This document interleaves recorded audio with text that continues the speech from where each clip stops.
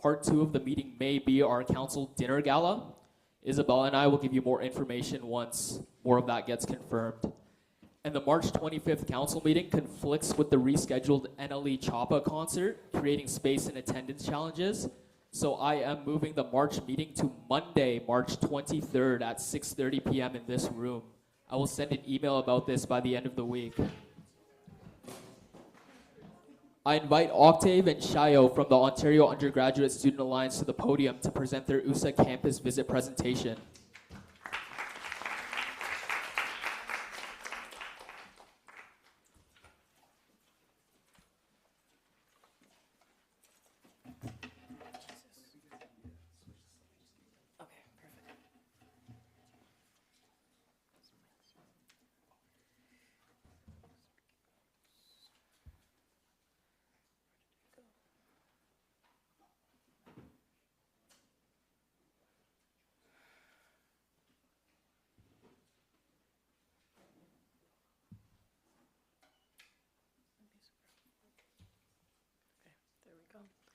Hi, folks. Hello, my name is Octave. I am the Executive Director of the Ontario Undergraduate Student Alliance.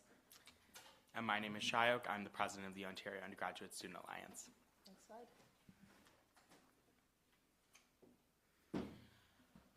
So USA, or the Ontario Undergraduate Student Alliance, represents about 160,000 students across the province. We're comprised of 9 different student unions, including the USC. So you can see that we have SGA, which is Laurentian, up at the top there. We also have Queen's AMS. We have the Trent-Durham Student Association. We also have the Ontario Tech Student Union. We also have the Waterloo Undergraduate Students Association, the Wilfrid Laurier University Students Union, which is where I'm from. And then we also have the Brock University Students Union as well. And the McMaster Students Union, and that comprises our membership. So USA is a student-driven collaboration of student governments that develop public policy solutions and advocates to the provincial government. We stand for the affordability, accessibility, quality, accountability, and equity of post-secondary education in Ontario. And so some of our core activities are that we conduct research on a number of issues. We try to cover the full scope of the student experience, and that is handled by our research and policy team, part of which is here, so Abby's over there. We run a biennial survey called the Ontario Undergraduate Student Survey that collects some of your student experiences to support that advocacy work. We also develop informed substantive policy papers. Again, we use that primary research along with lived experience from students to build out policy to bring to the provincial government. And as I said, we bring it to the provincial government via lobbying on these issues throughout the year through our working relationship with the government, along with a lobby week in November. And we also represent students' perspectives throughout the sector, whether that is at conferences or at consortiums. We aim to have the students' perspective at the table that is typically lacking that voice.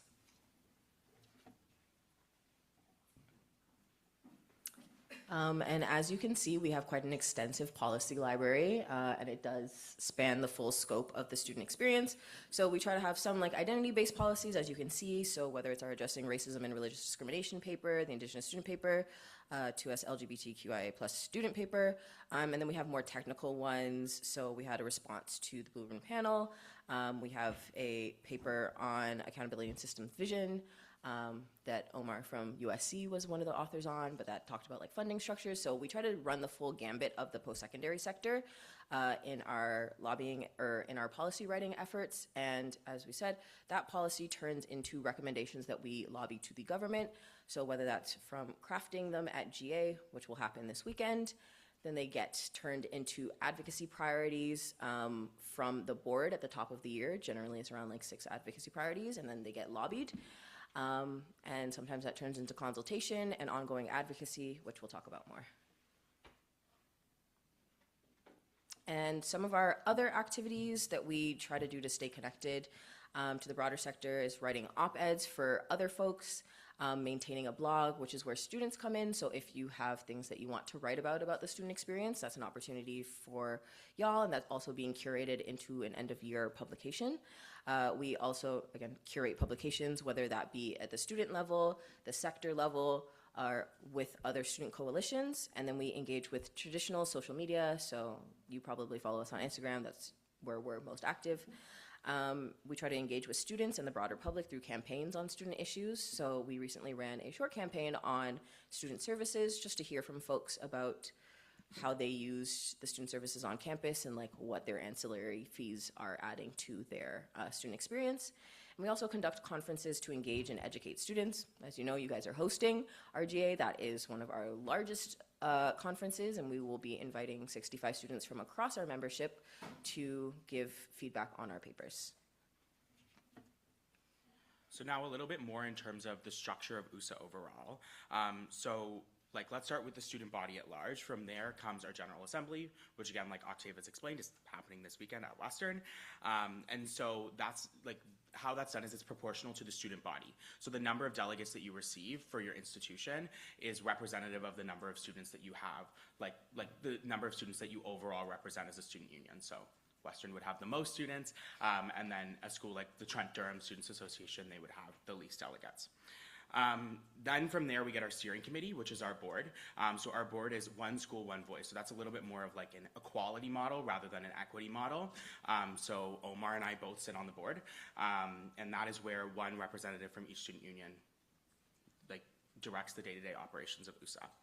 From there, we get our executive. So Stephen, who is from McMaster's, our VP of HR and Admin. Omar, who you all know, is our VP Finance, and then I'm the president. And then from there, we direct the activities of home office as a whole. So the board kind of directs home office at a higher level, and they are our 5 full-time staff that carry out our day-to-day operations.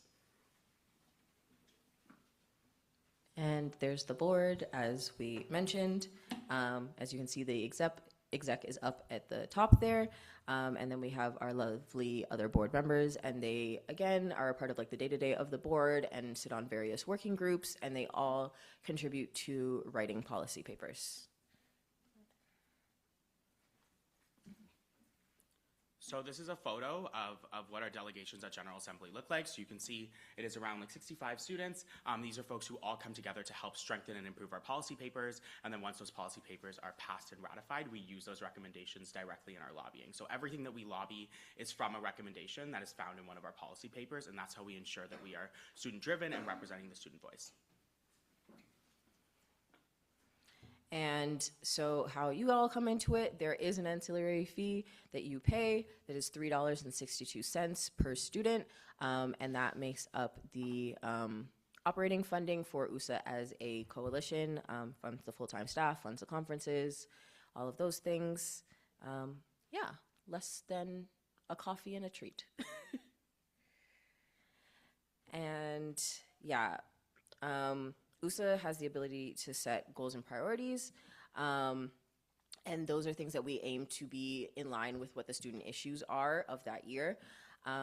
We do have a very strong hold of leadership in the province. We've been lobbying for over 30 years, and that has meant a good working relationship with the government regardless of the party because we are nonpartisan. We have resources and assistance to help students, whether it's pointing them to the right direction of their student union or things that we have in-house. We also have access to decision makers. We aim to like share best practices across the sector because PSC is quite large, whether that's like institutionally or other like policy and think tank orgs and lobbyists and the like. And then there's also the opportunities for students, and that's really important for us to maintain. So we have blog writing, article writing, and our internship will be opening up very soon. So if any of you are interested in research and policy, look out for that. It'll be this month. You're all very smart, so I'm sure a lot of you already have internships. But if you don't, apply. And yeah, so this is just like a sneak peek into the capstones that were created during the internship. Actually, one of USC's own, Koi Liu, was our intern in 2024. And him, Abby, and I worked very closely together, and he worked on a project that talked about employment for international students. It was a topic very near and dear to his heart. He also got the chance to liaise with one of our external sector partners, the DAIS, which is like a think tank out of TMU. So there's definitely opportunity for collaboration and growth in those internships. And then Inside USA was a video series from our intern Bianca, and she was our comms intern, and she is now the like media and communications secretary for the Minister of Colleges and Universities. So the comms experience and the USA experience she had led her to, I'm not gonna say greener pastures, but like the next step of her career. So can be quite advantageous to get a chance to work with us, and we love to create a space that fosters growth for students. All right, so these are some examples of our lobbying efforts in the past. So we tend to meet with senior or high-ranking politicians, and again, like Octave mentioned, we are a nonpartisan organization, so we do try to work with the current government as well as with the opposition parties as well. Our perspective is rooted in the student perspective, and that doesn't necessarily fall on one party line or another. MCures, or the Ministry for Colleges, Universities, Research Excellence, and Security, is our main government stakeholder, but we're also looking at branching out to other ministries that intersect with the student experience. We also meet with bureaucratic staff as part of MCures, so not just politicians themselves.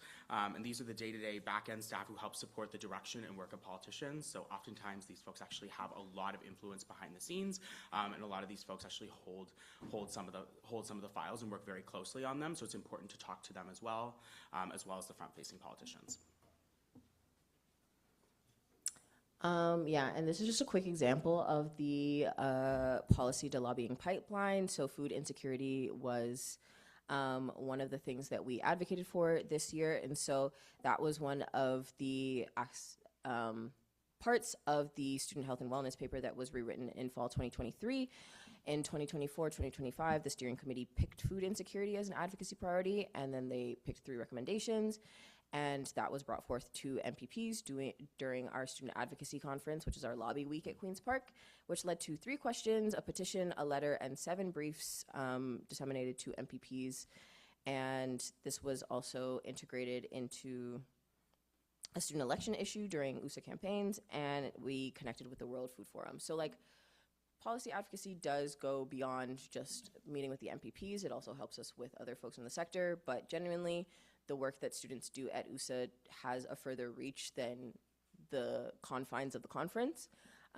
Again, we're really lucky to be around for as long as we have been, which has allowed us to create a further reach. So looking at this year's advocacy priorities, you can see we're centered around 3 main topics. So the first is around student and community safety. And this is like these 2 advocacy priorities in particular, the 2 recommendations that we're using under this advocacy priority are around better training staff to mitigate sexual violence and improving inspection standards for high quality student housing. Our next priority is strengthening Ontario's workforce, which is really looking at enhancing work integrated learning and increasing the opportunities available to students there, which can also help build up Ontario's economy and workforce. And then our last point here is around meeting post-secondary demand, which is us calling on the government to increase funding to support enrollment and to prioritize the development of student-specific housing. You know, thinking of that like kind of a twofold, like you can't ask more students to come if they have nowhere to live. So that's how we kind of blended those 2 together, even though they do span 2 different, let's say like policy papers and like policy areas for USA. So these are some of our advocacy milestones over the year. The tuition freeze, obviously, which is lifted, but like within this context, although we are upset that the freeze was lifted, our goal was predictability for students. Previous governments had done an ununiform approach to it, so like 3% for like non-professional programs, 5% for professional programs.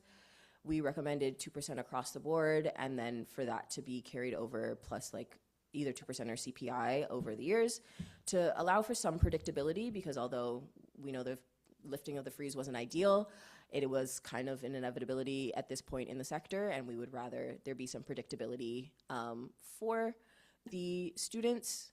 Now, the part that they maybe didn't listen to was the part where we asked for proportional increases in OSAP grants and loans, but sometimes you take what you can get. In 2024, they did continue the freeze, which was one of the things that we advocated for.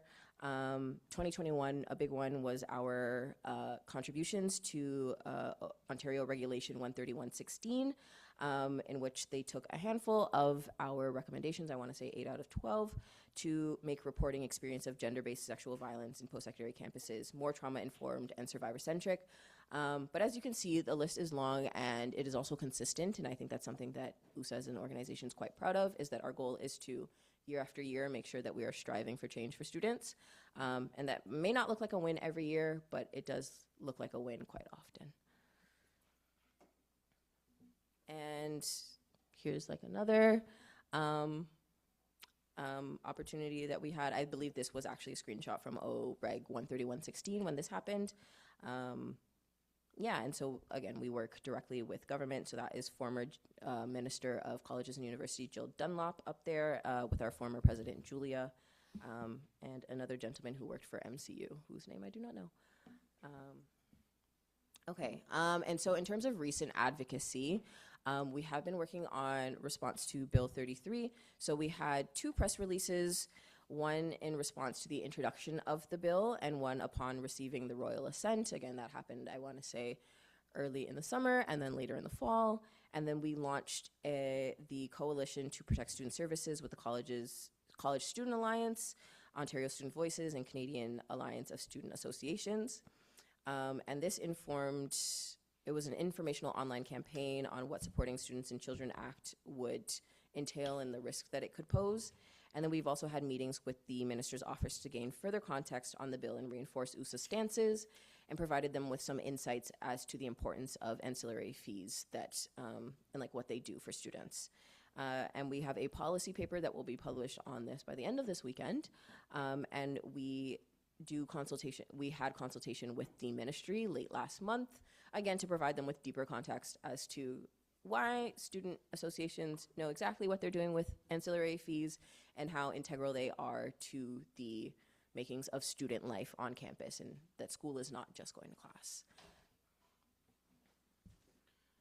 And now in terms of our response to updates towards sector funding and the recent OSAP changes, so we released a press release on the first day of the announcement where we highlighted how important the $6.4 billion investment was for the sector, while also flagging the very real affordability concerns that come alongside the recent changes to OSAP and what that means for long-term debt for future students and for students continuing their education past this point. We also released an open letter on the 18th to the Minister and the Premier centered around how detrimental these cuts will be to students like long-term debt and to the affordability of post-secondary education. We also launched an emailer tool the day after where students can write directly to their MPP to let them know about the cuts, and that's something that we are encouraging all of our student unions to push out at their respective institutions. We also have a meeting with MCures next week to continue to advocate for students and comprehensive OSAP, so to point them in the direction of some of our recommendations of what they can do to mitigate some of the harm caused by this recent announcement. And for further context, those are the posts on our Instagram that talk about the things that Shayok just covered. Again, we encourage students to engage in the email mailing tool and find the various ways of like advocacy that they find suit best for them. And I think at USA, we think that having all avenues that students explore are really important, and that as a lobby group, we aim to leverage whatever momentum students are putting forth and making sure the student voice is getting in those doors. And yeah, thank you so much for listening. If you have any questions, we're here. And if not, you can find us online at USA Home on Instagram.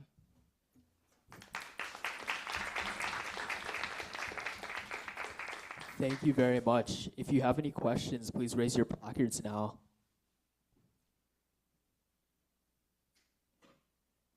Thank you very much. Thank you.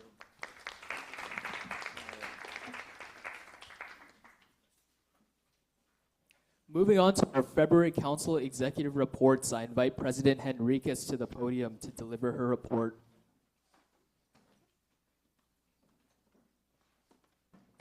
Hi, everyone. Thanks for coming back for part 2.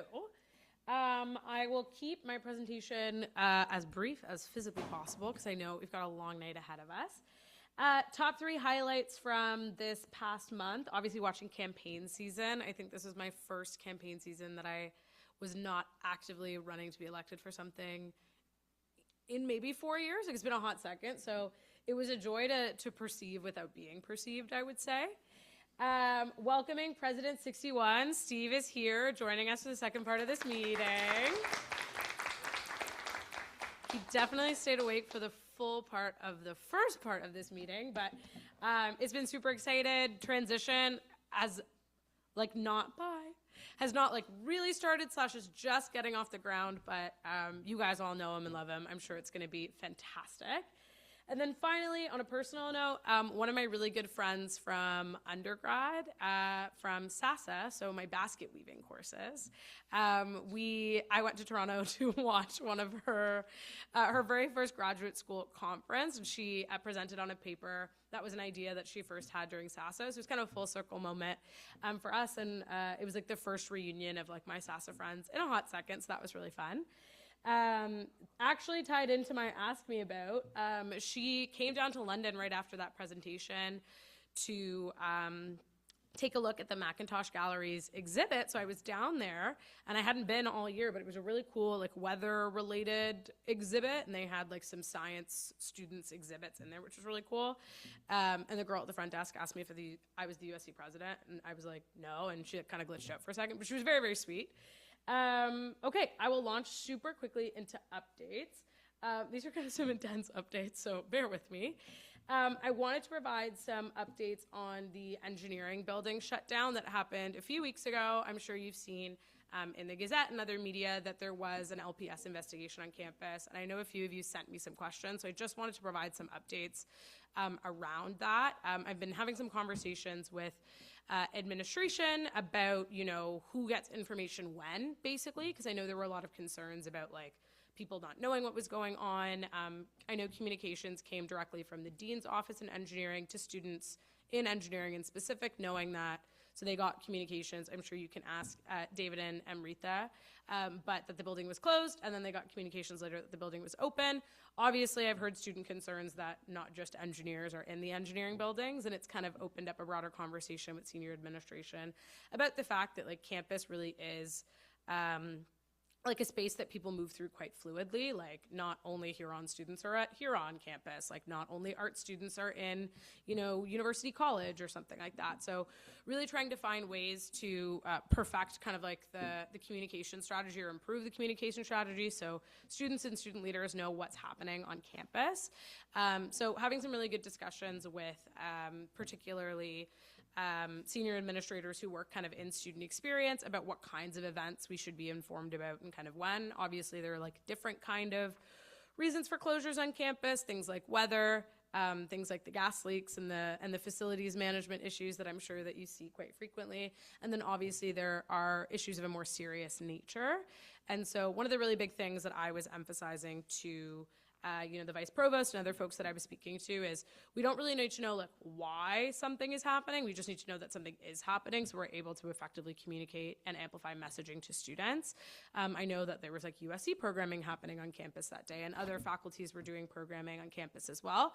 And while it was determined that there was no danger, it might just be a nice heads up for the USC to have so that we can better support students on campus. So if there are, I know a couple of you have emailed me those questions. I hope that answers your questions. If not, I'm happy to answer any questions you might have. On the King's shuttle as well, so I know that our lovely King's counselors can probably speak to this better than I can, but communications did go out to King's students earlier this week that the King's shuttle, as of right now, is being scheduled to end service at the end of this academic school year. From all the context that I have, essentially, like the shuttle service used to be I'm sure you've seen the King's branded shuttle coming around main campus, but that was a service that used to be paid into by the different affiliates. And when Brescia was integrated into Western's main campus, Western and King's administration came to an agreement where they would jointly fund the shuttle for one academic year, and that was the 2024-2025 school year. After that, so this school year, the 2025-2026 school year, King's was solely funding the shuttle, and their administration has decided to suspend operations due to financial constraints at the end of this year. We've been having a lot of questions from students. A student dropped by my office to talk about it today. We've been supporting KUCSC and kind of their advocacy as well, but I know that it's a service that extends kind of like beyond the King's borders, like not just King's students are using it and vice versa. So just wanted to provide that update. I'll let you know when we know more, basically, but that's kind of where things are at right now. And I know that senior administration is kind of working through, what next steps look like, but the accessibility van is still available for students who require it for transit between the different campuses that we have. Wow, this is a really heavy update. So OSAP, so as you guys have probably heard, and as USA has kind of spoken about already, the provincial government has made kind of a few updates to the sector. So they injected some funding into the sector on their end. They approved the updated tuition framework. So it's exactly what Octave and Shyok were talking about up here, and I'm sure Omar will cover in his report as well, but a 2% increase for 3 years, and then 2% or CPI, whichever is lower, for the next 3 years. So that will mainly impact students who are coming into Western next year, or those of you who are continuing with your studies over the next year. And then they also announced changes to OSAP funding structure. So you may or may not have seen the USC's communications about it or USC's communications about it, as we're a member school, but exactly like they explained. But just to give you more context, essentially the grants to loan ratio is flipping. So students can now get up to 25% in grants and up a minimum of 75% in loans. So it's just the proportion of like grants, which you don't have to pay back, to loans, which you do have to pay back. And so we've been having a lot of conversations with administration about how do we bolster, financial aid on campus? How do we promote financial aid on campus so students have access to the institutional supports that exist? I know we've received a lot of questions kind of across constituencies about, does this mean financial aid is going away? Does this mean OSAP's going away? It's not. It's just a fundamentally different program right now. And so Omar will speak to this in his report as well, and I know USA has kind of covered like the advocacy that they're doing that we're supporting as a member school. But if any constituents have any questions, we're happy to chat with them. A few of us were boothing in the atrium this past week to kind of get a sense of like what students were feeling. Obviously, the announcement came over on reading week, so it took a couple of days for people to kind of acclimatize to being back on campus. But happy to answer any questions about that after the presentation, or you're welcome to reference any of the materials we've put out. I did a London Police Service consultation a couple of weeks ago around kind of like what students are looking for. So the London Police Service, under the current chief, is updating their strategic plan, which we know all about because we've talked about the strategic plan basically all year. But for them, their strategic plan of how they're engaging with community and stuff. So we at the USC participated in the consultation talking about the importance of good relations for students. I think sometimes students can often be viewed as temporary members of the London community, but the reality of the situation is like we are here for 4 years or sometimes longer, and we're an important part of the community in terms of the our economic impact, but also like the way that we contribute to the arts and culture scene. We're renters, or sometimes like for many of you, like you might be more permanent residents of the London community, so it's really important that students are treated as vital members of the community, because you guys are. Okay. Next, Budget and University Student Services Committee. So yes, my February was pretty much all budget meetings all the time. So the corporate budget was passed along to the Board of Directors, as you heard from Grace, at the first part of this meeting, and we kind of overviewed what the corporation is looking to do. We have very scintillating news, like we have an HRIS system right now that we're onboarding currently. That's the Human Resources Information System. So the board gets fun updates like that. They also got to look at the fee bill that you guys saw in the first half. Obviously, approval of the fee bill ultimately resides with you guys, and then we take that recommendation to the Board of Governors, who gives like the final approval. But we show the board to be like, hey, this is what council is seeing. Had a really good discussion with the board on the budget, their side of the budget, the corporate budget, and let them know that I was doing the presentation here as well. So I met with the board last Monday, and then I met with you guys last Wednesday. In terms of the University Student Services Committee, so that's a committee that myself and Jenna, as the VP UA, sit on, and that's essentially a committee where both students at large and representatives of like the kind of 3 major student unions on campus, so the USC for undergraduates, SOGS for graduate students, and the MBAA, which is the Masters of Business Administration Association for the MBA program specifically, come together to talk about the university's fees. So like we talked about last week, half the fee bill is like the student organization fees. The other half is the main campus administration fees. And so at that committee, administration is required to bring forward any inflationary increases and any special increases that they would like to put forward. So kind of like I come to council and I'm like, these are the increases I want to make. Administration has to come to that committee to talk about the increases they want to make. So that committee has concluded for the year. So the recommendations out of that committee we just got, actually. So the whole year you kind of work towards like, okay, like what are the recommendations going to be? And then at the final meeting, which typically happens in February and March, you get the recommendations, I bring them to you guys. So the committee approved an inflationary increase for the university's fees, so an inflationary increase of 2%, kind of like the one we're talking about here today. The committee did reject the university's submission for a special increase. They wanted to add $4 to one of the fees to support like Clifton Strengths related programming, and the committee found that because the majority of the cost was going to cover things like software and stuff, they didn't feel like it was a valuable use of student dollars, so that fee was rejected.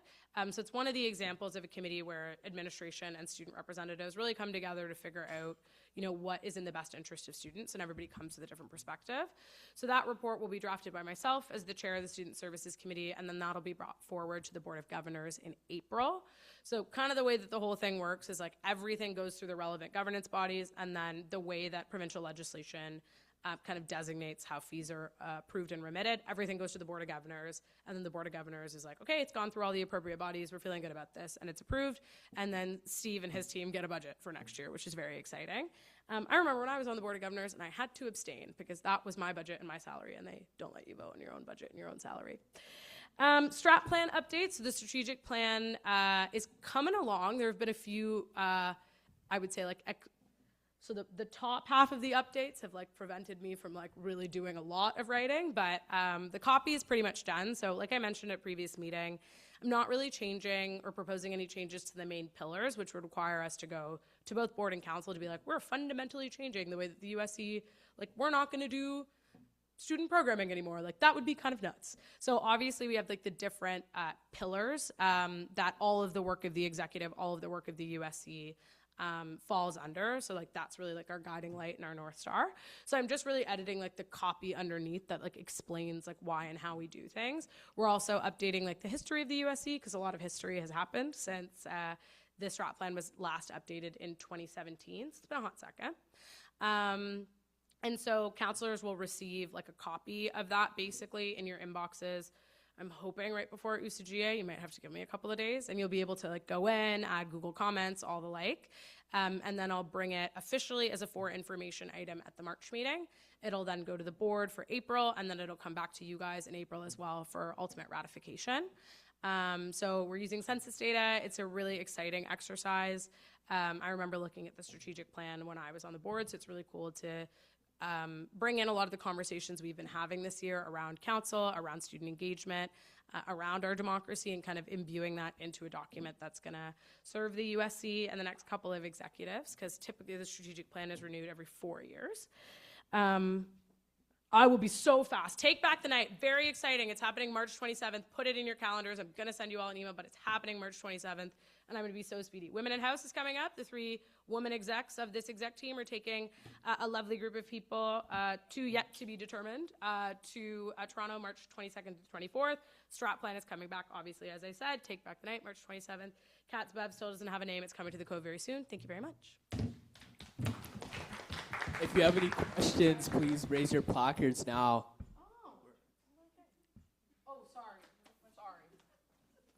I got very excited. Sorry. Councillor Adhikari. Thank you so much for the updates, Kat. So I just had a question on the shuttle service being discontinued. So kind of like as you alluded to, the service extends beyond the King's campus. And I had a question specifically on students staying at Clare Hall, which is one of the residence buildings. So how are these students essentially being supported with the shuttle service being discontinued? And also, does the accessibility van also apply to them as well? Yeah, so happy to answer that question. So this is a conversation we've honestly been having all year with administration, and I've received, several emails from Clare Hall residents about, how tricky it can be sometimes to get down the hill during the winter. And we've expressed those concerns with the, essentially the head of facilities management, Andrew Konowalchuk, and there's been a lot of updates to like the the lighting and the sidewalk clearing and stuff at Clare Hall, but the truth is it's a little bit of a trek. So it's something that I've communicated to Western, like, is a desire of students to see the continuation of the shuttle, particularly for folks living at Clare Hall. I haven't received any like pure rationale of like why the shuttle isn't being extended. As far as I know, there's like not a ton of appetite from Western to direct resources in this way, but we are advocating to administration on our side. And I know Braden's not here today, but I've been really tapped in with KUCSC's leadership about, through Braden, about like supporting their advocacy to their administration as well on the shuttle. I know that it is a service that a lot of students use. And so I'm hoping that kind of through continued USC advocacy, we're able to support primarily King students, but also students across main campus and the other affiliates as well. When I have more information, I'm happy to provide it for you. I will say that the accessibility shuttle, or the accessibility van rather, is not being affected by this change. So like, will still be available to students at any residence and like across the affiliates and main campus. Yeah. Are there any other questions? Councillor Logaswarn?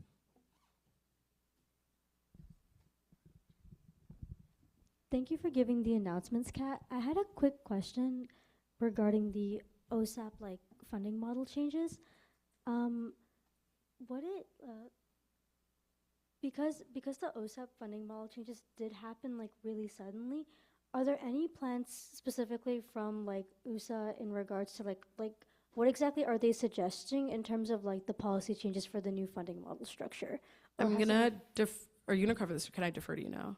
I'll defer my speaking rights to Vice President Syed.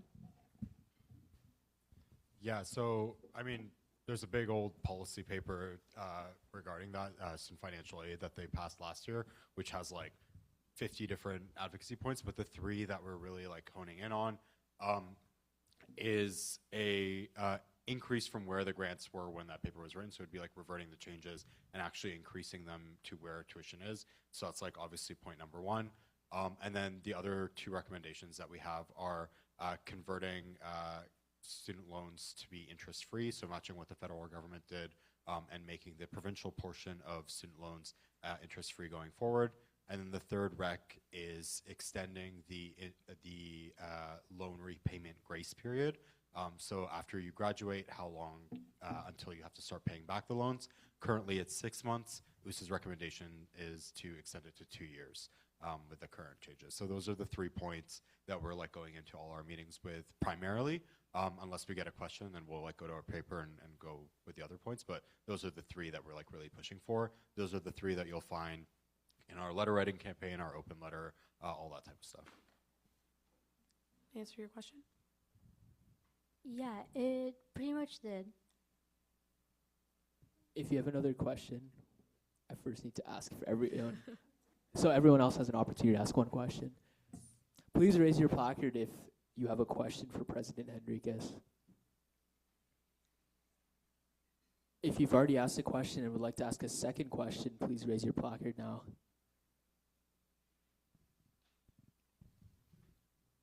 Thank you, President Henriquez. I invite Vice President Ejam to the podium to deliver her executive report. Hello, everyone. Can we switch? Yes. My asking about is the Bad Bunny halftime show. I feel like I don't have to say much more, but it was fantastic. It was really good. Top 3 highlights, MSA fashion show. They invited me to participate, so it was really fun getting to dress in my Iraqi traditional clothes and rep Iraq and also Saudi a little bit because I lived there. Elections, as Kat said, it was really fun to get to just watch elections from the other side without being a part of it, I think, this time, actually getting to enjoy and watch and not feel the stress of being in it. But yeah, so it was really fun to watch. Volleyball's intramurals undefeated so far. So at the time I had put this in, this was true. I fear maybe putting this in my reports might have jinxed this because then we proceeded to lose the next 2 games after that. And I think Saad might say something similar about maybe how putting things in reports might jinx. But yeah, anyway. So, but we still are still going, so hopefully we win the next one. So for my updates, responsible investing USC exec consultation. As all of you might know, I put in the Slack to kind of remind everyone about the town halls that were happening. There was one in person, one virtual, and the survey is still open. So I encourage you all to fill that out if you haven't had the chance to yet. But Western University is reviewing their responsible investing policy, and they've had a lot of different opportunities for student consultation, including the ones I just mentioned, including as well a USC exec consultation. So that was something that we got to participate and echo the consultations we've had within my own UA committee, as well as the student senators and students at large. So that was one thing that has happened recently. The sexual wellness fair, I'm not sure if anyone got the chance to attend, but it was really well attended and honestly just really fun in general. There was even like student musicians, there was a drag show, there was a bunch of different kind of activities going on and lots of things that were given away, and yeah, really well attended overall, so that was really fun. March Preview Day planning with SOD, this is something that we've been working on and kind of talking about how to make it more engaging, especially with a lot of these students, especially the March one coming up, being really likely prospective students, so just kind of how to communicate what the USC does to them before they come and how we can support them, so that's something we've been kind of brainstorming about. Also the teaching and learning survey and focus groups. As you know, this is one of the position papers that's up for review this year, and we had 2 focus groups that happened recently. I think we're also doing one for arts and humanities soon because they reached out to kind of to do faculty specifics ones, as well as the survey that we did with Omar for accessibility. So right now our feedback intern is kind of collecting the data and the results from that to kind of create a report, and then hopefully we can create recommendations from those findings. Upcoming, next week is the Harm Reduction Fair on March 11th from 11 to 2 p.m. I highly recommend you come out. It is going to be right before the St. Patrick's weekend, so it's going to be similar to the one we held in September, but more green themed, and there's going to be a lot of giveaways as well. We're also doing the naloxone training for that one again as well, so really, really great opportunity to kind of learn a lot more about being responsible around alcohol, but also gender-based sexual violence is a huge risk that's kind of linked with alcohol use. So there's a lot of information about that at the fair. So I'd highly recommend you come out. Advocacy Day Fair is going to be on March 25th. I think SOD might be talking more about. We just started planning for that. So me and Omar's portfolios will kind of get to show a lot more about the work that we've been doing this year to the greater student body. Also, the Steering Committee on Future of Teaching and Learning Strategic Action Plan. So this was a strategic action plan that was kind of started by the Vice Provost of Academic Programs or maybe Vice President Academic Programs, sorry. And it started in November, where you might have seen that there was a survey that went out, and from that survey, they found 6 different kind of big themes to kind of focus on for the strategic action plan. And I'm setting one for lifelong learning. I think there might be a couple people, maybe there's a couple counselors, I think, some people that volunteer for the QA Academy that I reached out about earlier, they might be participating in it. So in one of the different action plan groups. So that's happening next week. There's going to be a half-day retreat where we're going to kind of go through a bunch of the resources that they've provided and create some recommendations that will be compiled into the larger strategic action plan. So that's really exciting. And as Kat mentioned, Women in House, I'm very excited for this. This was something I've always wanted to do, and I think it didn't happen 2 years ago. Last year, because of the election cycle, it couldn't happen, so there was Breaking Barriers, which I got to participate in. So I'm really excited that this year we are bringing it back, and we're going to be going to Queen's Park, so that's going to be really exciting to get to support female identifying students in that, so that's really exciting. And then lastly, the Human Library collaboration with Western Libraries. This is an event that is an initiative of my AVP, so I'm really excited to support her through this. So we're collaborating with Western Libraries. I think we have the date set so far for March 26th, so I will be sharing more information soon about that. But yeah, those are all my updates.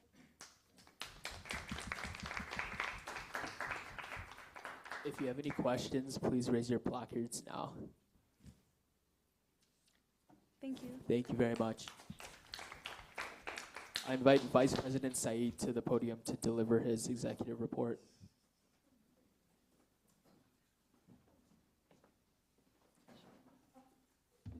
Hello, everybody.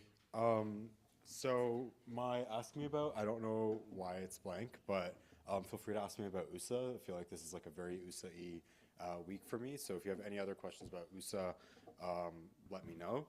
In terms of my top 3 highlights, we ran the Pathways in Politics event, which is kind of similar to the Breaking Barriers event that we ran in the past, just a little bit more broad. That was really successful, really happy with how that turned out. The LTC service improvements that we had a discussion about here in council about our recommendations, those got approved by the LTC, so hopefully folks in the south side will be better served by transit, and we got some transit improvements across the board. See our Instagram post with that. It has kind of more detailed information, but overall pretty good win. And then also attended the State of the City with the entire exec team. So State of the City is like this big, kind of like if you were kind of at the Correspondence Dinner, it's sort of like that. Mayor does his big speech. This year is kind of an important one because it's right before an election year, so it's kind of hit the start of his campaign, if you will, for next year, though I don't know if he's officially said he's running again. But yeah, it was really interesting, and then afterwards we got invited to a little dinner, or not dinner, sorry, a little roundtable discussion, like under, like in another room, kind of with just some folks from the Chamber of Commerce. So it was really exciting to be part of that discussion. I had the opportunity to like ask a mayor-specific, student-centered question and like kind of make sure that he's thinking about that for the upcoming campaign. So really great overall for that event. And then current updates. So yeah, in addition to hosting GA for Western this year, I'm also an author on the new AI paper, which is a brand new paper for USA. I'm also an editor on their tuition financial aid and ancillary fee paper. And then launched a survey that Jenna spoke about for accessibility. It was teaching, learning, and assessment, which is the internal policy, like the USC policy paper that Jenna's working on, and then I'm working on the accessibility paper. So we did like a combined survey for those. And then I also had the opportunity to attend the MCures, so the Ministry of Colleges, Universities, Research, Excellence, and Security, MCures, Bill 33 student group consultations on behalf of USA on the 24th. It's a really great opportunity. It was like almost an hour and 15 minutes with some staff from the ministry where we kind of went over some very specific questions that they had for student associations and how like different regulations and policies might affect students either negatively or positively, and we gave the recommendations that you can see outlined in on USA's website for the Bill 33 policy paper. And then also during that trip, I had the opportunity to attend the official provincial opposition's OSAP roundtable, where the official critic, Peggy Sattler, for MCures was there, and as well as the official opposition party leader, Merritt Stiles, was there. So gave the USA advocacy point that I spoke earlier about to Amrita, presented that there, and then we also had the opportunity to meet with the third-party critic, Tyler Watt, who's also the critic for MCures for the Liberals.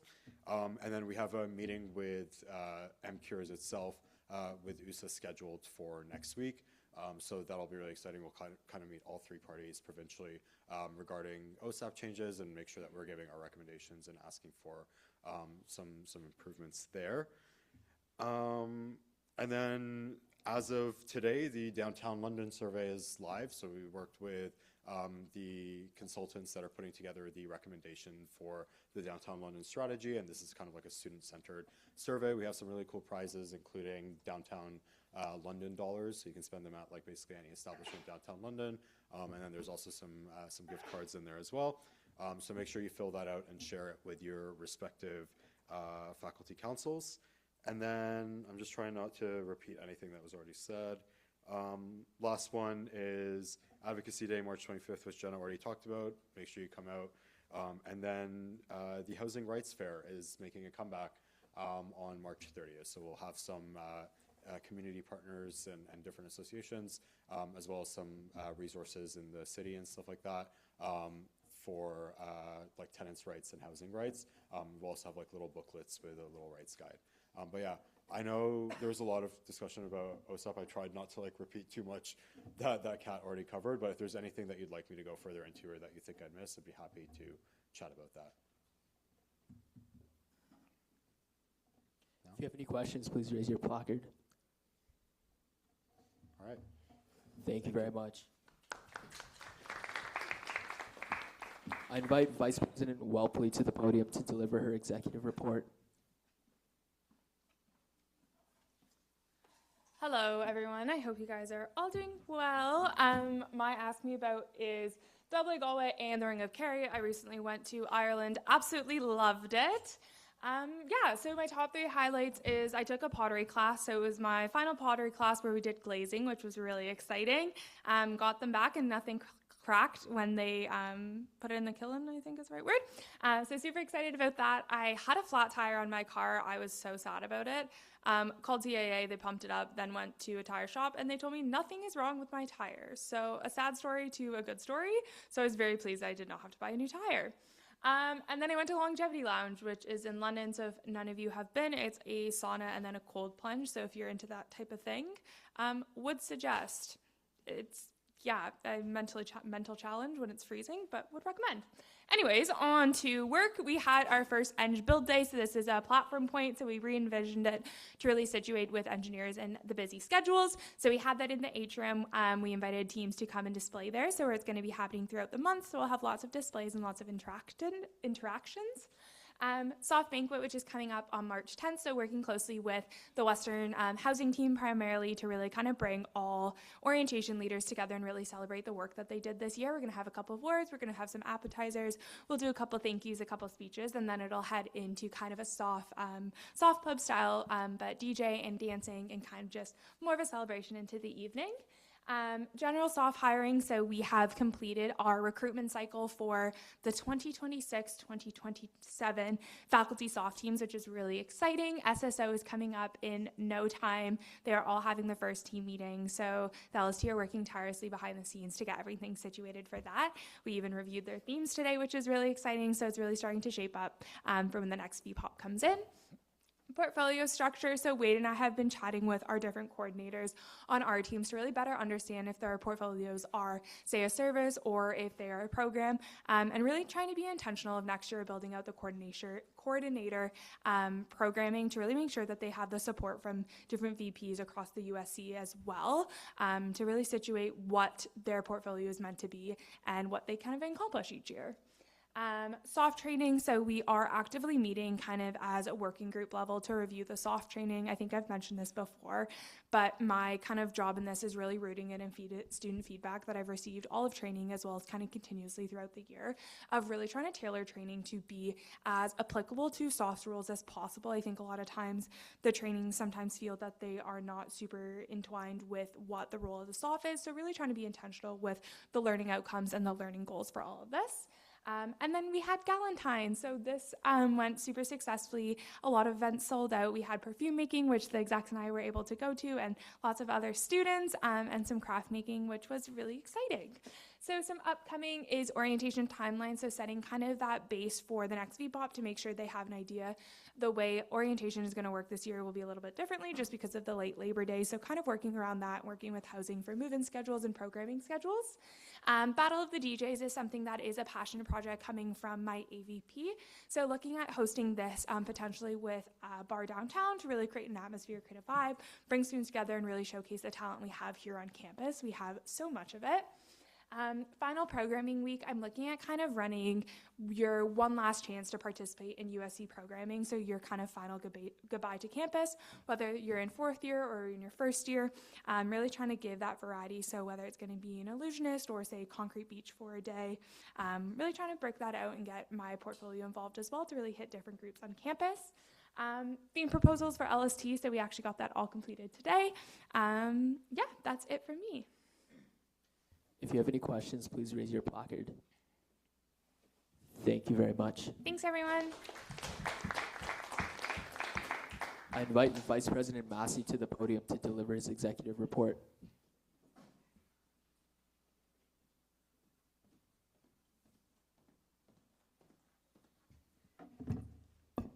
Good evening, everyone. So my top 3 highlights is I was accepted to Cambridge for my master's program. Thank you. Very excited. So that's also my Ask Me About, because there will be lots of writing next year. Number 2 highlight was the correspondence dinner roast. I killed it. More of you should have been there. Very bold, making eye contact with the Gazette here. I'm just kidding. It was a lot of fun. It's a sweet tradition that we do every year. And then Jen and I went and saw Piaf Dietrich at the Grand, which was lovely. There's a lot of culture in London. So it was fun as well. I guess I'll try to keep my updates brief because I know we've got a lot to do today. So we had our Reach Leadership Developer Training, and we've received our grant funding from community partners such as Middlesex County and the City of London. So thank you to them for helping us keep the program running. We held a professional development branding workshop, and we're going to have 3 more at the end of March once we get our final speaker times organized. So more will come on that. Also been spending a lot of time over the past few months exploring long-term crisis counseling and other forms of mental and physical health supports from the USC. There's a big gap in terms of students needing in-the-moment crisis support. Neither the USC nor Western currently have 24/7 capacity for students seeking crisis. So we've been looking into what we can do to support students there more, and there'll be updates further about that. Another update, the grocery shuttle is being discontinued. So this was implemented last year for the first time. They did a trial program. Turnout was decent, and they recommend that we implement it again this year with some changes. We made those changes. We did some surveys to get feedback based on what students might want more. Promote it more than last year, and turnout was down. So we decided this is something that we tried out. There's no shame in trying something, but recognizing that our resources are better spent elsewhere. As well, it's not on here because I did write this a month ago. I was told that we had to submit it before reading week. But recognition awards are due Friday. So as counselors, you guys are not eligible, but please tell students, your friends, constituents. Oh, except for Tracy Knight. Thank you, Jenna. She won Tracy Knight last year. Okay, so you're not eligible for the financial awards, of which there are 10,000, but there's the Tracy Knight Memorial Award that is for counselors specifically. So apply for that by Friday. That one doesn't have any money because as counselors, we're not able to give you money, which is why you can't hold any paid position with the USC. Includes our grants. Not my rule. Very sorry. But yeah, tell your friends and apply for Tracy Knight. So thank you, Jenna. Upcoming is we're going to be extending new hygiene hampers to food support services. It's another area where students can sometimes, when they have challenges making ends meet, we can really help support them there. Actually, no longer upcoming.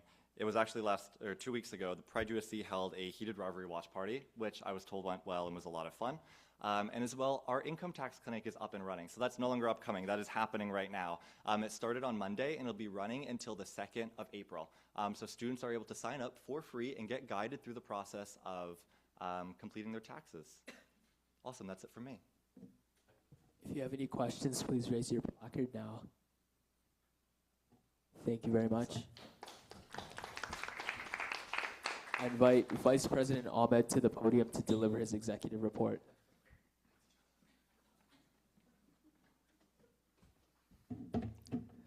This is my second last executive report, guys, I think. Something like that. Isn't that crazy to think about? We're almost there. So, I'm actually asking you where I should go on a solo trip because I have a couple more vacation days left and I want to go somewhere. So, text me ideas on Slack. My Slack is Saad Ahmed, so I will be waiting for some ideas during this meeting. Okay, top 3 highlights. Let's just move on from the first one. I submitted this before the Olympics even started. I thought it'd be really good luck, and actually, I am really disappointed to be a Canadian these days, so it's okay. Number 2, Montreal entering the Olympic break 32-17-8. They are now 33-18-9. Make of that what you will. They're still in a playoff spot, so that's all I care about.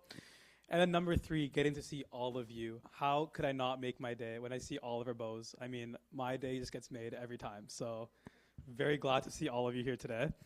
Now, most importantly, my updates, the most important ones, student engagement, obviously. So USC Voices.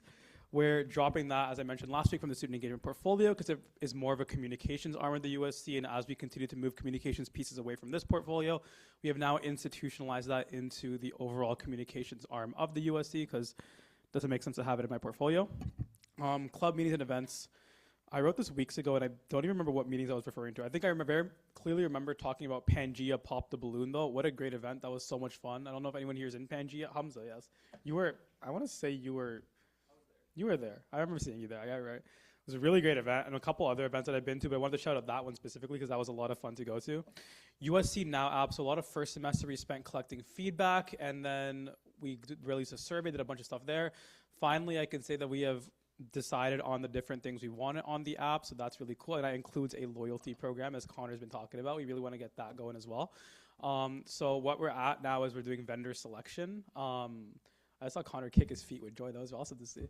We're doing vendor selection and figuring out which vendor best fits our needs. So hoping that we can start building it out by the end of my term and into Steve's team's term. Correspondence dinner, that was freaking awesome. I don't know why not all of you were there. Great food, great fun, great time watching Wade perform drunk. I think there could not have been anything better than that entire night. So I was really excited about that. Saw it on the streets. We're going to do a couple over the next few weeks. I know we're going to do one with a couple of us doing a shift behind the Cove and promoting the Cove with that. So that'll be really fun. I did a practice shift today. Did not go very well. And Jenna did one too, and she was actually killing it. But, you know, one of us is good at this stuff. The other one is not, clearly. So club awards. So club awards are officially out. If you look at the USC Club's Instagram, there should be a link there. Also, every club president receives an email with the link for nominations form. They will be presented at Club President's Dinner on March 25th. We already have 50 nominations for Club Awards, so really excited about that. And also have 65 RSVPs for Club President's Dinner. Both close on March 14th, so get your stuff in. And then we are boothing for Teaching, Learning, and Assessment. And then, next week we'll be boothing for the Downtown London Survey. It just came out today. Downtown London Survey essentially is asking all of you what you would want to see in downtown London. We're now working closely with Western and the Downtown London Core to figure out what exactly will bring students to downtown. It's super important. I mean, we talk about making London for students as well. This is your chance to get your voice heard. So go to our Instagram, find the survey there. Super easy to fill out. Really good information that we can get from all of you. Upcoming, so we're working on faculty council training. So I believe we're probably going to work with Pillar Nonprofit on working on EDI training for hiring, which will make open to a lot of different groups, not just faculty councils, but including them. And then, as we've heard at faculty president roundtables, you want to ensure that all of you have the correct finance training as well on your finance team and on your president's team. So we're hoping to institute that finance training in September for all the VP finances. Working with our HR team on that. But that should be good to go for September to ensure that every faculty council's VP finance and president can get finance training on what things they need to understand. Did not do that, Steve. I did not take it for yours. But I know. Student Publications Fair. This is also not, this is an update now, but it was really well done. I think we had about 400 people that signed up for a raffle, so it was really exciting. A lot of students that actually really enjoyed going to the event, but yes, that was great. Work Integrated Learning Campaign. I feel like I had some notes on this. I don't remember too much. I know me and Jen are working closely with our feedback intern on talking with, kind of understand how we can engage students better on it. So we're also going to work with Western Christian Experience on that. USA, I've been helping support Omar with some USA social planning and also the opening ceremony. So excited to have the assembly begin tomorrow, or the overall conference begin tomorrow. And then last but not least, Advocacy Day and March Preview Day. So Advocacy Day, essentially, we're going to be just promoting all the stuff that UA and EA have done all year, and also educate students on what exactly goys into it. Kind of similar to last year, but I'm hoping to up it from even that. And then March Preview Day is what me and Jen have been working closely on to get incoming first-year students to actually get more involved with the USC. Even though they're incoming, it would be really cool to get feedback from them on what week could look like for them, and what a bunch of different areas could look like for them as they come in. So really easy way to get some early feedback. And yeah, that concludes our council reports. I'm not going to motion for a 5-minute recess yet. If there's any questions for Vice President Ahmed, please raise your placard. Thank you very much. Now I'm going to motion for a 5-minute recess. Can I get a seconder, please? Councillor Gandhi, are there any objections? Councillor Bobkowicz.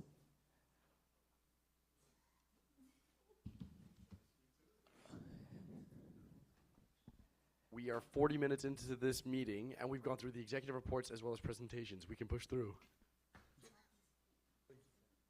Oh, it's 70? Oh, well, my bad. 70 minutes. All right. All in favor of Councillor Bobkowicz's objection, please raise your placard. All right, you can lower your placard. All against, please raise your placard.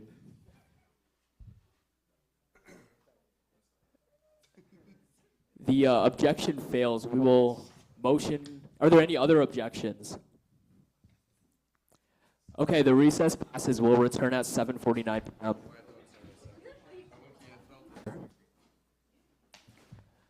Counselors, please head over to Echo 360 to log in your attendance.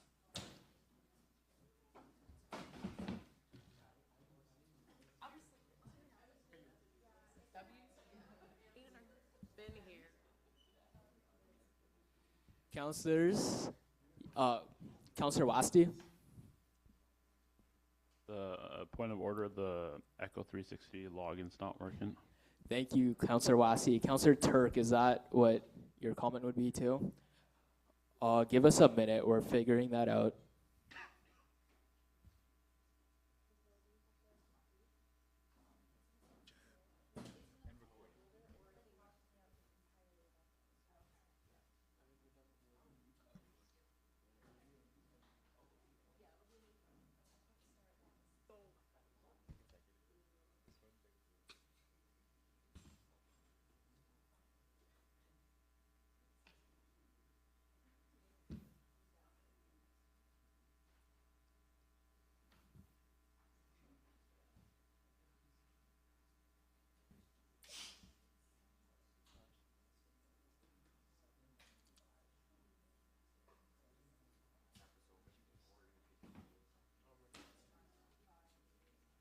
Councilors, the new Echo 360 login is 795889.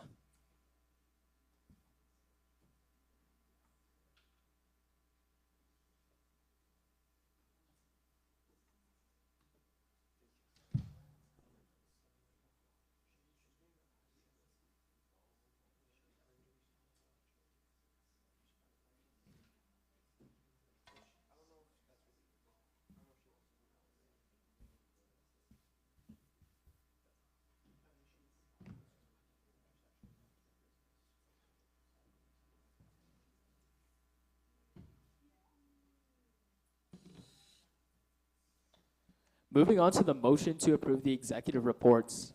The motion reads, be it resolved that council accept the executive reports for February 2026. President Henriquez is the mover. Can I get a seconder, please? Councilor McKenzie. Are there any questions regarding the motion? Are there any amendments regarding the motion? Are there any points of debate? Are there any objections? Please head over to Echo 360 to vote.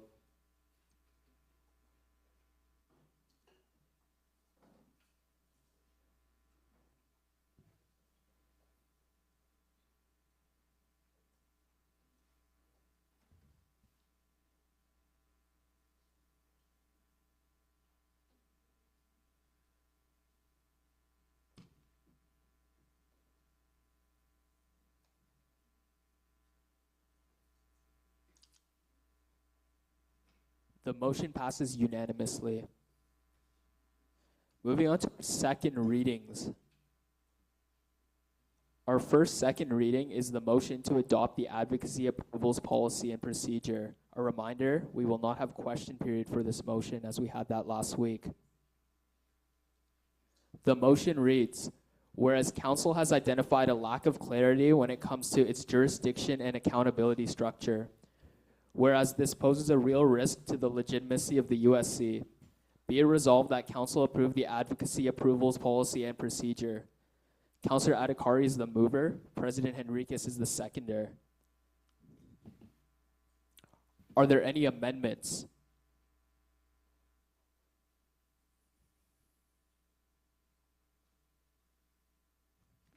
Are there any points of debate?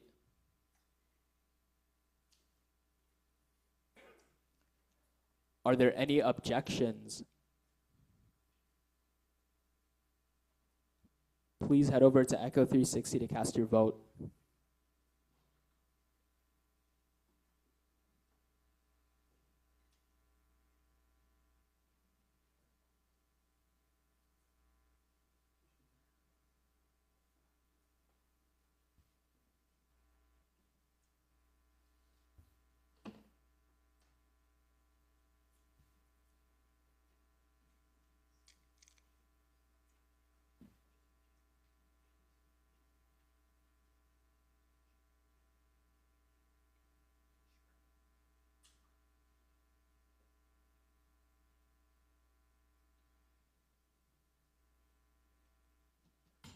The motion passes unanimously.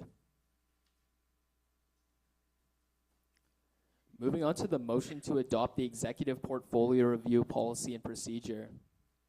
The motion reads, whereas council has explicit oversight of executive budgets, whereas council does not always have insight into the impact of the budgets they approve, be it resolved that council approve the executive portfolio review policy and procedure.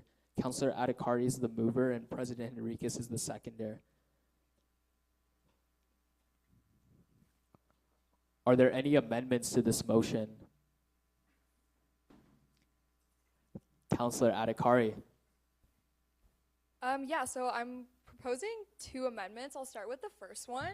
So for 3.1 in the definitions, I'd like to change the wording a little bit. So currently it reads, this policy shall apply only to those executive-led services and programs that do not have an existing governance body providing oversight. I would like to amend it to say not have an existing governance body or contractual obligation providing oversight. Councillor Adhikari, can you send that amendment to Dane and Dane will post it on Slack for us all to view? Yes, for sure.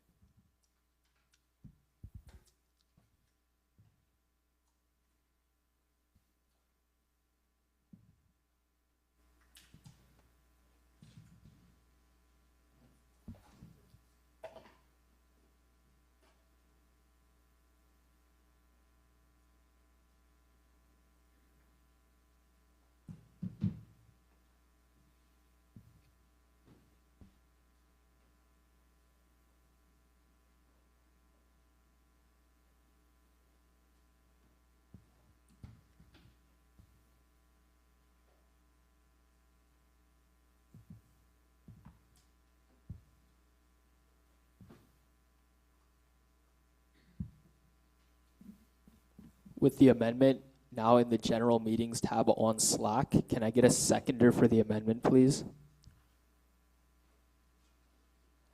Councillor Guman. Are there any questions regarding the amendment?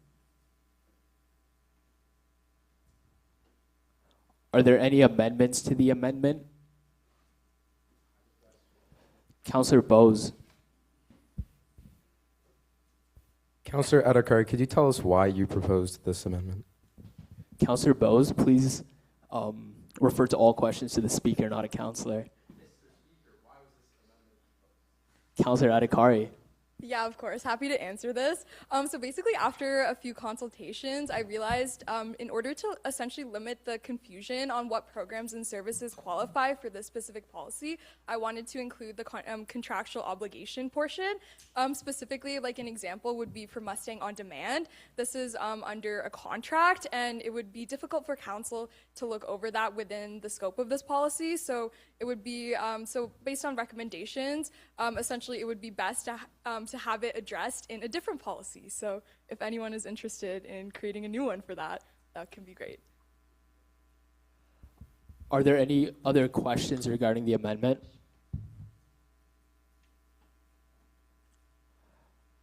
Are there any amendments to the amendment?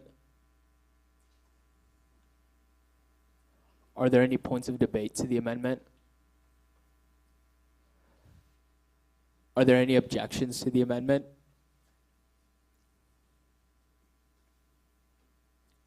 All in favor of the amendment, please raise your placard.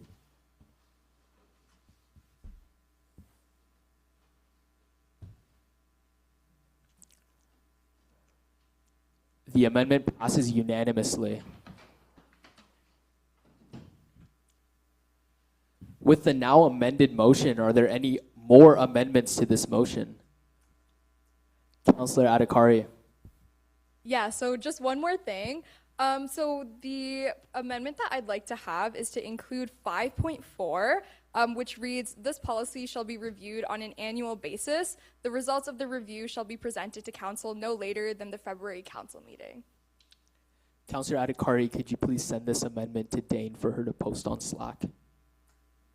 It's already done.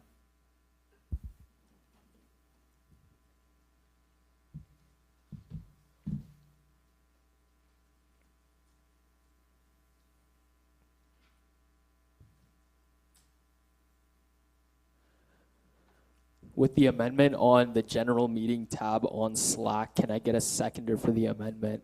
Councillor Wasti.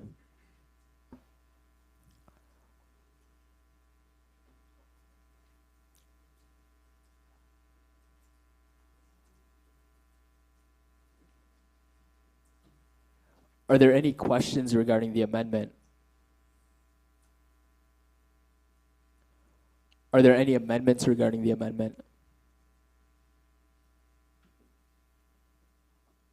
Are there any points of debate regarding the amendment? Are there any objections regarding the amendment?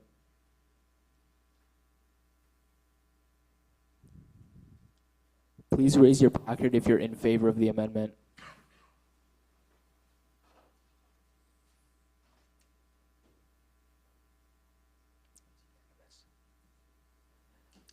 The amendment passes unanimously.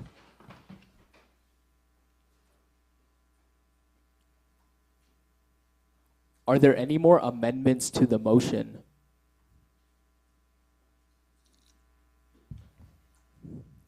Are there any points of debate? Are there any objections?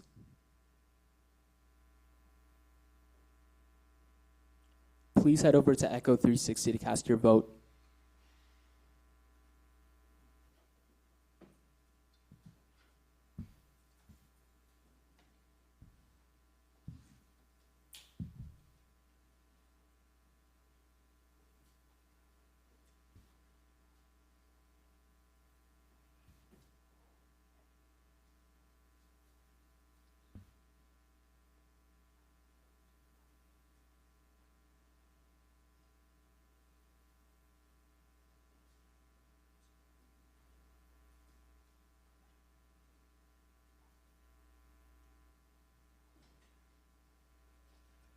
The motion passes unanimously.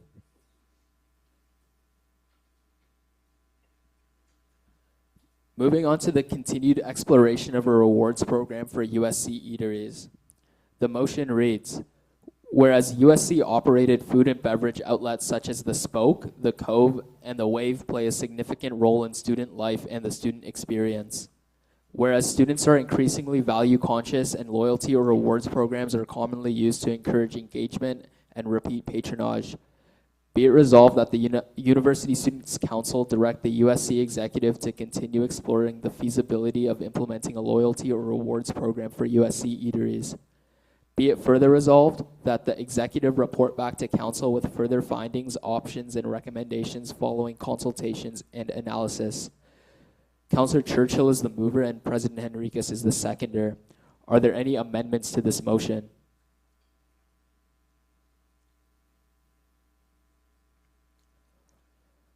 Are there any points of debate?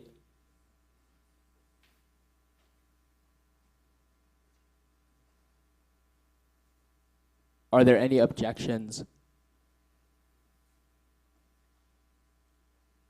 Please head over to Echo 360 to cast your vote.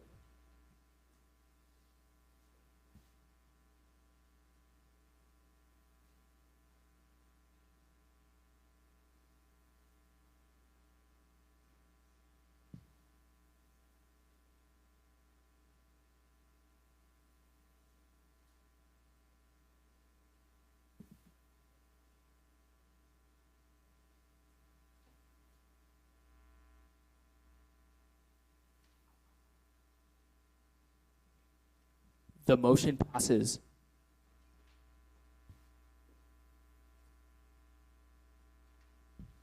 Moving on to the motion to amend the Speaker and Deputy Speaker terms of reference. The motion reads, whereas the USC has approved a new full-time governance intern position that includes the Speaker of Council function, and whereas the current Speaker and Deputy Speaker terms of reference no longer fully reflect the approved staffing structure and operational hiring timelines, be it resolved that Council approve the proposed administrative amendments to the Speaker of Council and Deputy Speaker of Council terms of reference. President Henriquez is the mover and Councillor Wasti is the seconder. Are there any amendments to this motion?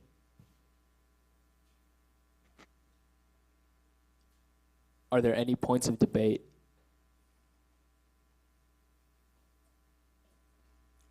Are there any objections?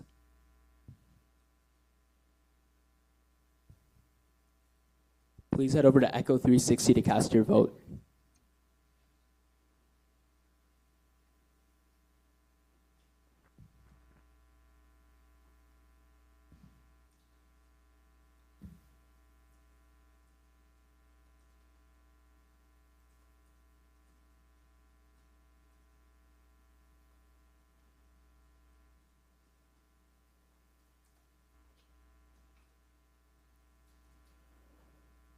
The motion passes.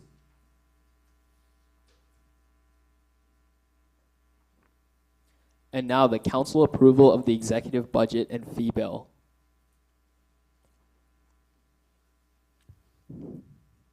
The motion reads, whereas the cost of living is a concern to students and whereas the political environment is changing rapidly and the USC needs to be well positioned to respond, and be it resolved that council approve the 2026-2027 executive budget. Be it further resolved that council approve a 2% increase to the fees that the USC directly administers, except be it resolved that council approve a 4% increase to the student life fee. Be it further resolved that council approve a 3% increase to the government and advocacy services fee. Be it further resolved that council approve a 3% increase to the orientation week fee. Be it further resolved that council approve all fees governed by contractual obligations as agreed upon. President Henriquez is the mover and Councillor Bose is the seconder. Are there any amendments? Councillor Wasti. My amendment is, be it further resolved that council approve no increase to Gazette, Radio Western, and Marching Band. Councillor Wasti, can you send that amendment to Dane to post on Slack, the agenda, and to the motion itself?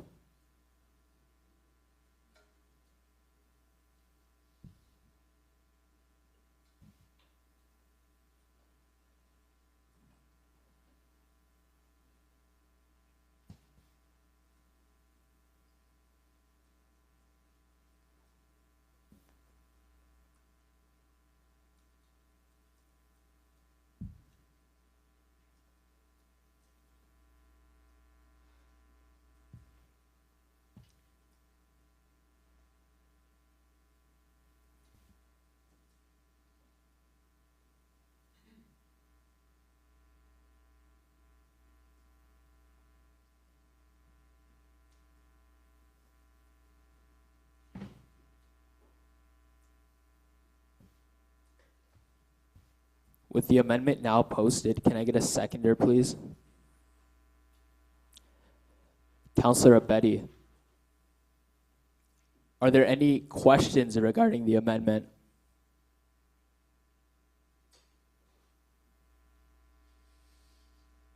Councillor Thompson.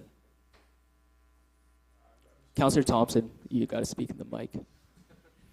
Oh, I thought you were going to tell me to direct the question to the speaker, but yeah, I'll use the mic instead. Mr. Speaker, I'm just wondering what the purpose of cutting the Gazette's fee and I guess the marching band and Radio Western. I will defer my speaking rights to the mover of the amendment, Councillor Wasti. I just noticed that these kind of line items are kind of not they don't benefit the majority of Western students, and I guess a move to more affordability, even if it's small, I think is a step forward in the right direction. Are there any other questions regarding the amendment? Councillor Cottonwater.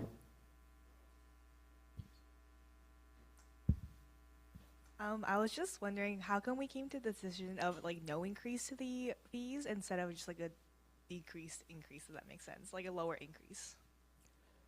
I defer my speaking rights to Councillor Wasti. Well, the increase for those three is already 2%, so because 2% is fairly low, the lowest the lowest that seemed sensible was to go to 0, whereas some other line items are much higher, but these items are only 2%. Are there any other questions regarding the amendment? Councillor Guman. I just wanted to ask if, given the thought that maybe the increase would help further benefit the students, if the increase might be beneficial to the students as well. I just want to get clarification on what exactly you mean by not beneficial to students. Councillor Wasti. My point was that these line items, unlike student life and per se government advocacy and the contractual obligations are a benefit kind of directly to students, whereas it's the benefit to, let's say, Radio Western would be whoever listens to the Radio Western, which wouldn't be necessarily all, like most Western students, or per se the marching band, that targets a very small percentage of the student population. Are there any other questions regarding the amendment? I'll go in alphabetical order. Councillor Adhikari. Yeah, so what evidence or consultations with the student body informed the decision to propose the amendment? Councillor Wasti. Well, I think I would say, well, Puji did, I would say, make a point regarding engagement, and I had spoken to students regarding marching band and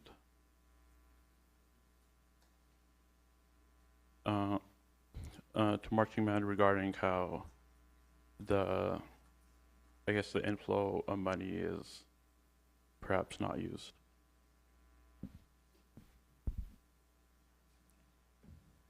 Councillor Xia, I know I still have to call you councillor because your term hasn't started yet.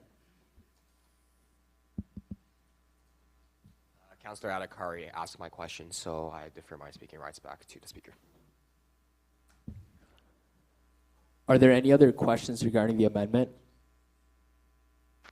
Councillor Turk.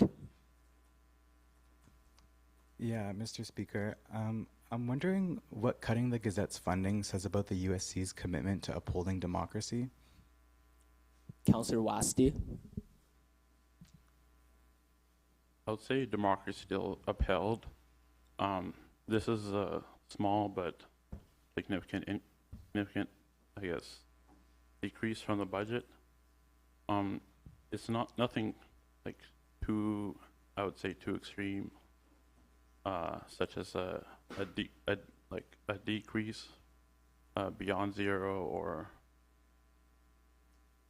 something of that nature. It's just to kind of ensure that we go in a direction of affordability, especially with what's happening in this province. Yeah. Are there any other questions regarding the amendment? Before I offer Councillor Adhikari the chance to ask her question, is there any councillor who hasn't asked a question that would like to ask a question? All right, Councillor Adhikari. Yeah, I was just curious what the exact amount of student dollars is that would be saved from this decrease.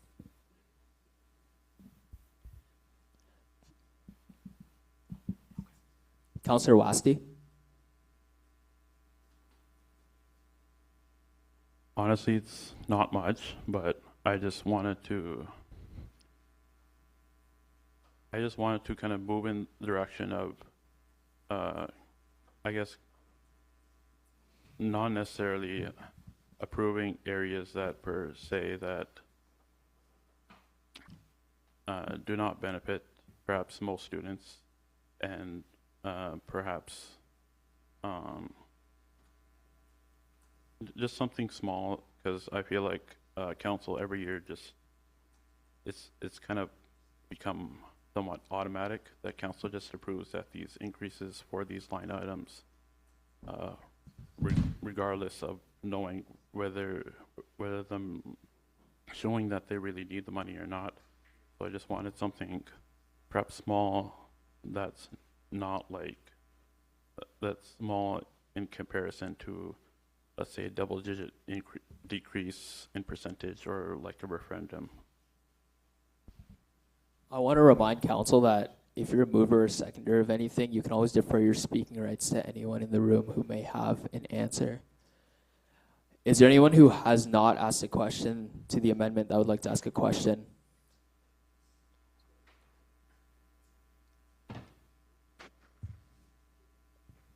Councillor Logaswaran?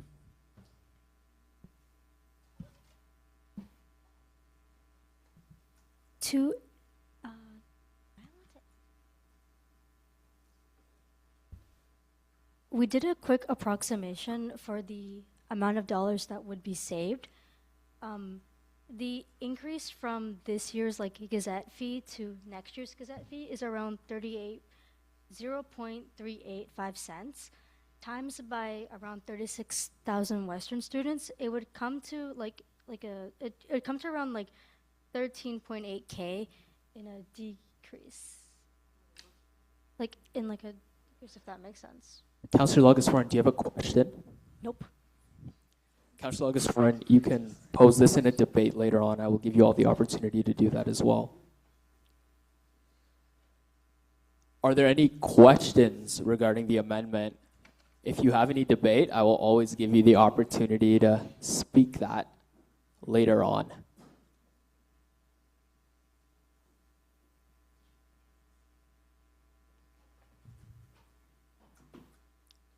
Is there anybody who would like to ask a second question?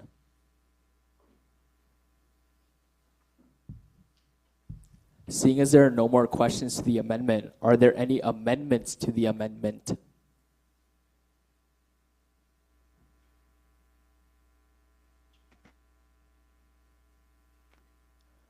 Are there any points of debate to the amendment?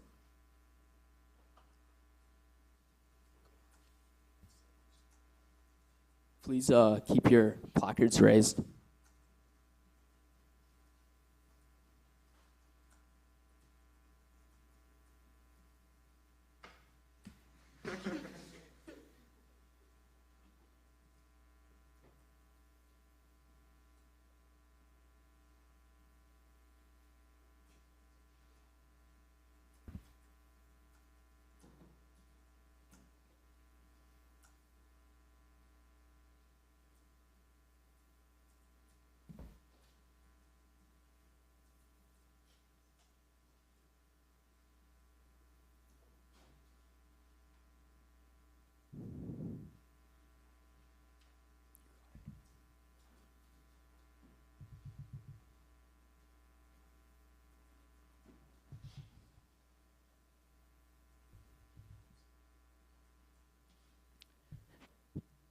You may now lower your placards.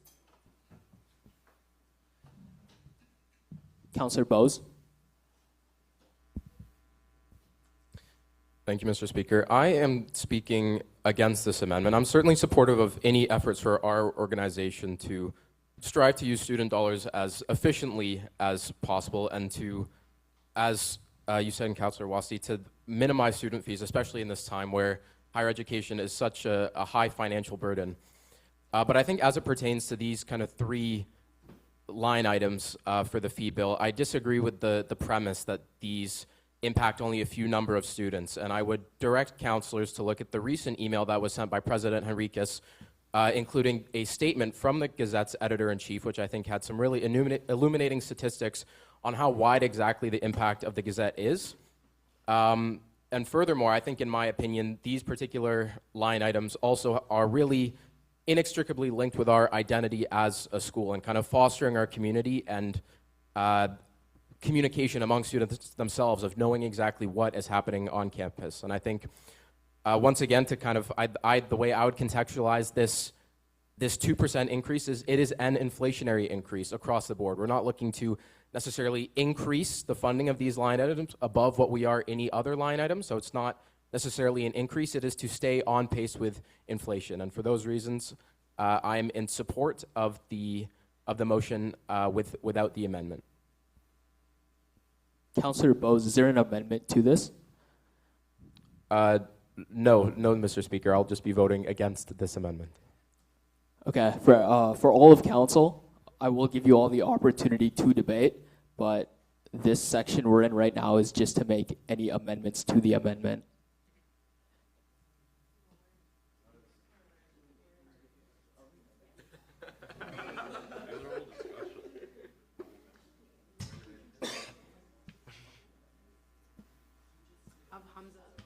You like took the words right out of my mouth.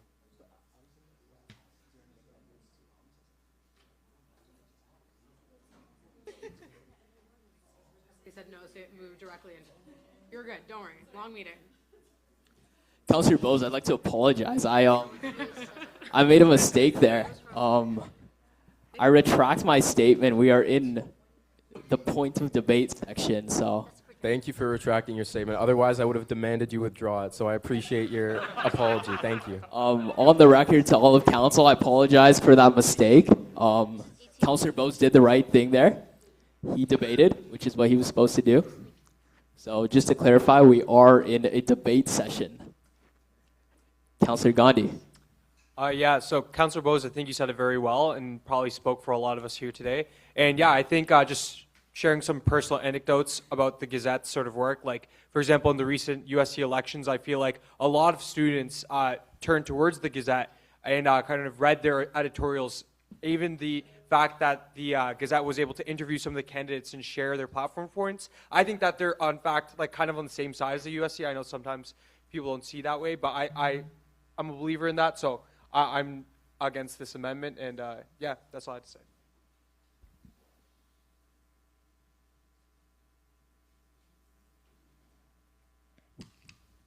Councillor Gooman.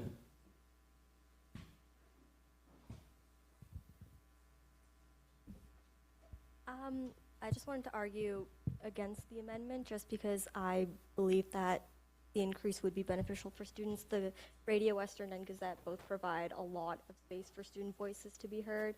The Gazette provides a lot of important news updates regarding USC, Western, faculty, London, so much more, and it's a lot of insight on issues that many students may not be aware of otherwise. And then also the marching band is a great opportunity for music students, also all students who want to be a part of music. So it's become a key part of sports and just Western life. So I think while the increase might not be necessary for those listed, but I do think it's a great opportunity for students and for us to improve on what we have for students. Councillor Lagaswaran. I feel like with the percentage increase, you could maybe make an amendment to like decrease the amount of percentages. Like it doesn't just have to be 0. It could be like, it is going from a 2% increase to account for inflation, but it could be like a 1% increase just to account for affordability. Because I do understand the importance of the Gazette and that it is a very important hub for student voices to be heard. I just understand that it's a very tight economy right now, especially like with all the recent like financial like with the financial like atmosphere we live in. I feel like it is a bit of a tight budget.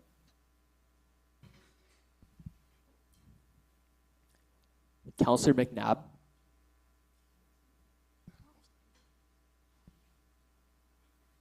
Mr. Speaker, I am also in opposition of this amendment. I think it would read really poorly on the USC. I think we see the Arts and Humanities Councils having students protesting in late October due to faculty cuts. We know that the arts is not properly funded across universities in Ontario, and I think it would be a bad precedent to set to the Western students cutting. I know we were all talking about the Gazette, but I'm talking about the marching band And I feel bad for those guys because they're out doing their thing all the time. They practice outside when it's warm. And I think that they bring a certain soul and a certain energy to Western University. And as a patron of the arts, I think it would be a very bad precedent to set. That's my amendment. Thank you. Councillor Sanyalu. Yeah, I think it's good to say I love the Gazette and everything they do and write about. I do feel like the timing is quite hard because affordability is the name of the game right now. With the OSAP cuts, an increase may not be the most favorable for students. I don't know if 0% is the best, but definitely looking at possibly decreasing this figures is something that I'd look towards. Councillor Thompson. Mr. Speaker, in regards to suggestions about decreasing the amount of the percentage, as our councillors also mentioned that it was only a 36% increase. Therefore, if we're talking about affordability, we should be making larger cuts than just a 1% decrease, and that has to go with immense consultation and evaluation of budget structures and consultation with the Gazette operational staff, the marching band operational staff, and other impacted constituencies. And therefore, it's an unproductive conversation to be talking about the exact percent decrease or whether or not like a 2% decrease is sufficient, because at the end of the day, this amendment has no consultation process and will not know the impact of not having an inflationary increase. And so because of the lack of consultation, I'll be voting against the amendment, and I advise council to do so. Is there anyone else who would like to make a point of debate who hasn't made a point of debate yet regarding this amendment?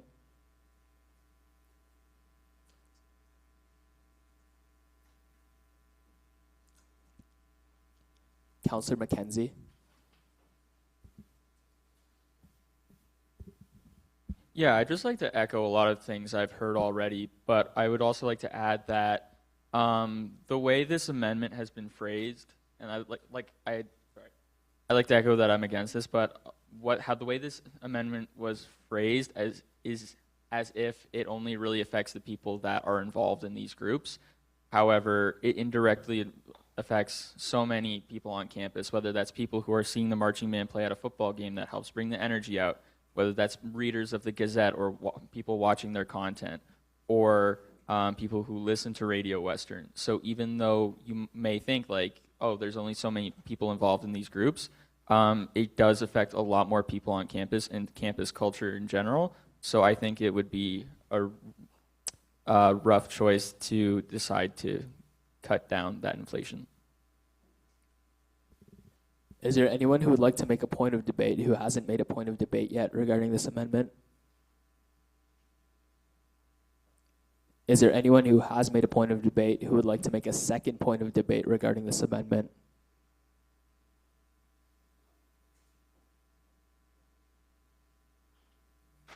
Councillor Guman. I'm now realizing this might be unnecessary, but can we call to question?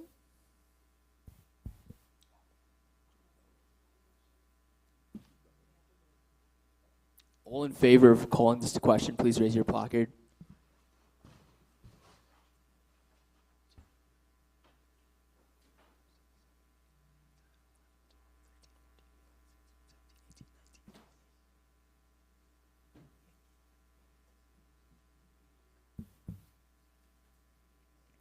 You can lower your placard.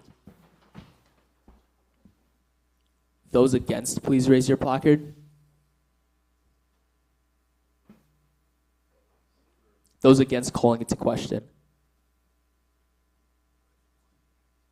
And those abstaining calling it to question, please raise your placard.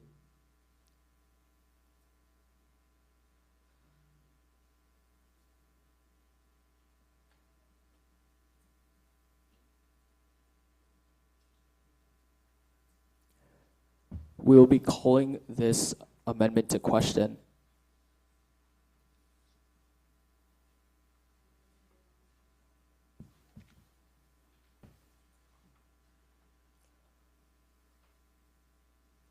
All in favor of Councillor Wasti's amendment, please raise your placard.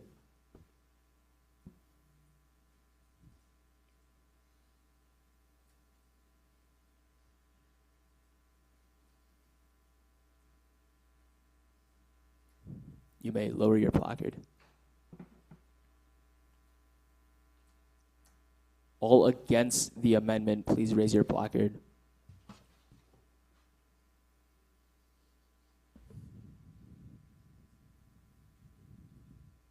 You may lower your placard. All abstaining, please raise your placard.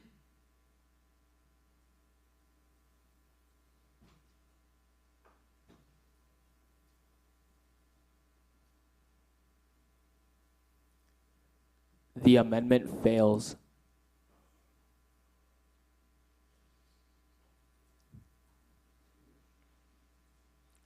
Back to the motion now. Are there any more amendments made? Are there any more amendments to motion number 6?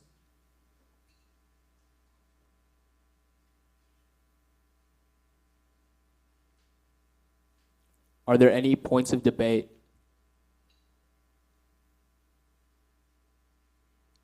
Are there any objections?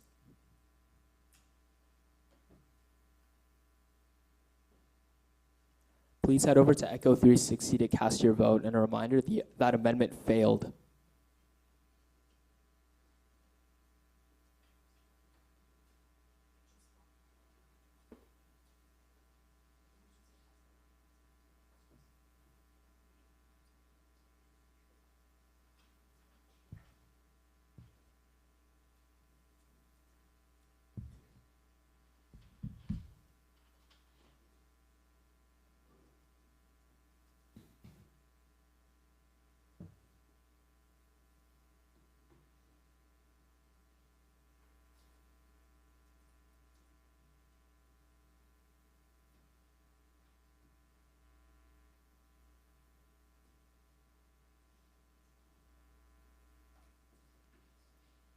The motion passes.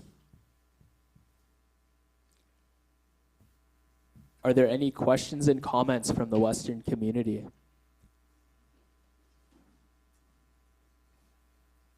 Are there any new business items?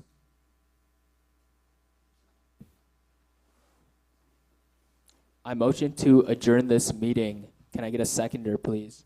Councillor Gandhi, are there any objections? The time is 8:38 p.m. This meeting is adjourned.